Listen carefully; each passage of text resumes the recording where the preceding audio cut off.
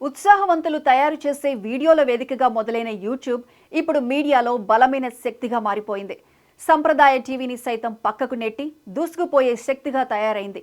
వైవిధ్యభరితమైన content ఇవ్వడం, జనం ఆసక్తిని కనిపెట్టి ఎప్పటికప్పుడు కొత్తదనం సంతరించుకునే మీడియాగా పేరు తెచ్చుకోవడం, యూత్ అవసరాలకు తగినట్టు వార్తలను, వినోదాన్ని అందించడానికి ఒక ప్రత్యేక శైలిని అనుసరించడం యూట్యూబ్కు ప్రత్యేకత తెచ్చిపెట్టాయి.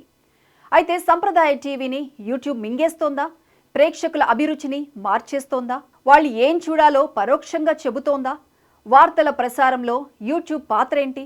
ఈ రోజుకి సంప్రదాయ టెలివిజన్ పాత్ర తగ్గలేదా? ఈ ప్రశ్నలకు సమాధానాలు విశ్లేషిద్దాం.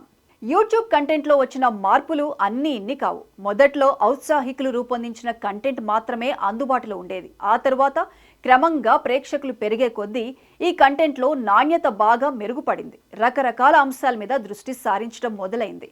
భక్తి, ట్రావెల్, విద్య, వైద్యం, ఆహారం ఇలా రకరకాల అభిరుచులకు తగినట్టు కంటెంట్ తయారు చేయడం బాగా పెరిగిపోయింది. అలా 2017లో మొదలైన యూట్యూబ్ విప్లవం తిరుగులేని విధంగా పెరుగుతూ వస్తోంది. నిజానికి యూట్యూబ్ పెరగడానికి మరో కారణం సంప్రదాయ టీవీలోని లోపాలను యూట్యూబ్ అధిగమించడం. ముఖ్యంగా సంప్రదాయ టీవీలో ప్రసారమయ్యే అంశాలను ఆ క్షణంలో చూడలేకపోతే వాటిని మళ్లీ చూసే అవకాశం ఉండదు. కానీ యూట్యూబ్లో అయితే కోరుకున్నప్పుడు చూడొచ్చు. ఎవరికి సమయం దొరికినప్పుడు వాళ్ళు చూసుకునే వెసులుబాటు ఉంటుంది. వెనక్కి వెళ్ళి చూడాలన్నా, ఇంకెవరికన్నా పంపాలన్నా అది యూట్యూబ్లో మాత్రమే సాధ్యం. నిర్దిష్టమైన సమయానికి టీవీ ముందు కూర్చోవడం అనే అలవాటు చాలా వరకు తగ్గిపోయేలా చేసి టీవీ కూడా తన ప్రసారాలను యూట్యూబ్లో పెట్టేలా చేసిన ఘనత యూట్యూబ్ సాధించింది. ఒక కార్యక్రమాన్ని ఎంతమంది చూశారు అనేది ఖచ్చితంగా లెక్కగట్టి చెప్పే వెసులుబాటు కూడా యూట్యూబ్కి ఉంది.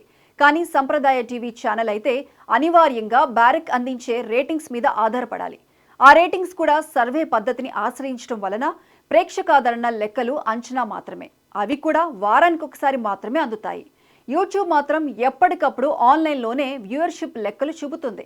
అందుకే సబ్స్క్రిప్షన్లో సంప్రదాయ టీవీని పక్కన పెట్టగలిగింది. ఈ రకమైన ధోరణి ప్రపంచవ్యాప్తంగా కనబడుతుండగా కారు చౌకగా డేటా అందుబాటులో ఉన్న భారతదేశంలో యూట్యూబ్ రీచ్ కనీవిని ఎరుగని రీతిలో పెరుగుతూ వచ్చింది. వయోవర్గాల ఆధారంగా వ్యూవర్షిప్ లెక్కలు పరిశీలిస్తే యూట్యూబ్ ప్రేక్షకుల్లో 48% మంది 34 ఏళ్ల లోపు వాళ్లే కావటం విశేషం. మీడియా వాడకంలో తరాల అంతరం ఇక్కడ స్పష్టంగా కనపడుతుంది. భారతదేశంలో ఈ ధోరణి మరింత ఎక్కువగా కనపడటం విశేషం. మొత్తంగా చూసినప్పుడు సంప్రదాయ వార్తల మీద యూట్యూబ్ ప్రభావం స్పష్టంగా కనపడుతోంది. అందుకే చాలా న్యూస్ ఛానల్స్ యూట్యూబ్ని కంటెంట్ క్రియేషన్కి, పంపిణీకి ప్రధాన వనరుగా వాడుకుంటున్నాయి. దీని వలన ప్రేక్షకుల్ని ఆకట్టుకునేందుకు చక్కనైన కథా కథనాన్ని ఎంచుకుంటున్నాయి. కంటెంట్ తయారు చేసే వాళ్ళు కూడా ఇప్పుడు ఎక్కువసేపు చూడగలిగే ఎక్కువ నిడివి వీడియోల మీద దృష్టి సారించారు. ఇది కూడా యూట్యూబ్ మనకు చూపిన సరికొత్త పరిణామం.